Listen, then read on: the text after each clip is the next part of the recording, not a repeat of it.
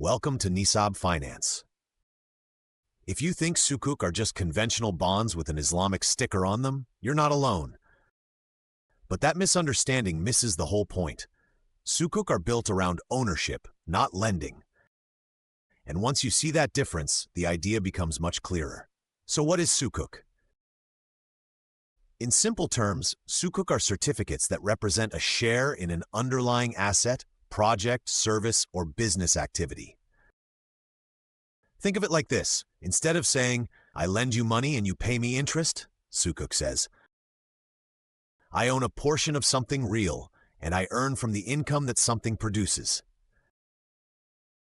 That income might come from rent, from a business profit, or from another Sharia-compliant source. That is the heart of it. A conventional bond is a debt instrument. The issuer borrows money from investors and promises to repay it, usually with interest. The investor is basically a lender. Sukuk work differently. The money raised is tied to an asset or a permissible activity. Investors hold an ownership interest, often through a legal structure that separates the asset from the issuer. Their return comes from the asset's performance, not from charging interest on a loan. That distinction matters in Islamic finance because interest or riba is not allowed.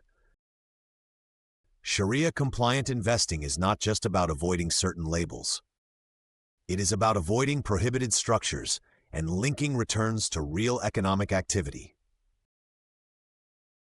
One more thing makes Sukuk practical, not just theoretical. In many structures, the cash flow is to what the asset actually earns. If it is a leased building, investors receive rent-linked income. If it funds a project, returns follow that project's performance. That is why Sukuk feel closer to shared ownership than borrowed money. And the market is huge now, with global Sukuk outstanding estimated around $875 billion across 27 currencies. Showing this is a real, growing part of modern finance. Here is the easiest way to remember it. Bonds say, I lend you money. Sukuk say, I own a share of something that earns income. Now to be clear, Sukuk are not all identical. Some are closer to full asset-backed structures, where investors have a stronger claim on the underlying asset. Others are asset-based, where the economics may feel similar to a bond, but the structure still follows Sharia principles. That is why serious investors read the offering documents and the Sharia review carefully. A simple example helps.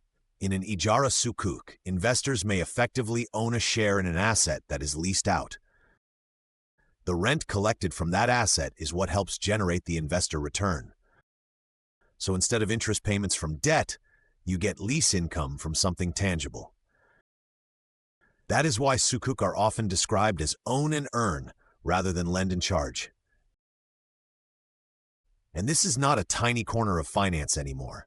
Sukuk have become a major global market used by governments, corporations, and financial institutions around the world.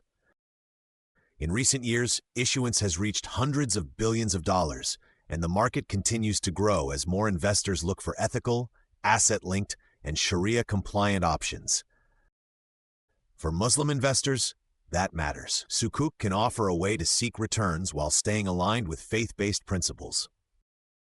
For beginners, they also offer something else, a clear reminder that finance does not have to be abstract. At its best, it can be tied to real assets, real services, and real value. So if Sukuk once sounded confusing, here is the simple takeaway. A conventional bond is a loan that pays interest. A Sukuk is a certificate of ownership linked to an asset, and the return comes from that asset's income. That one idea changes everything. At Nisab Finance, we believe Islamic finance should be understandable, practical, and transparent. If this explanation made Sukuk feel less intimidating, you are exactly who we made this for. Subscribe to Nisab Finance for more clear Islamic investing explainers.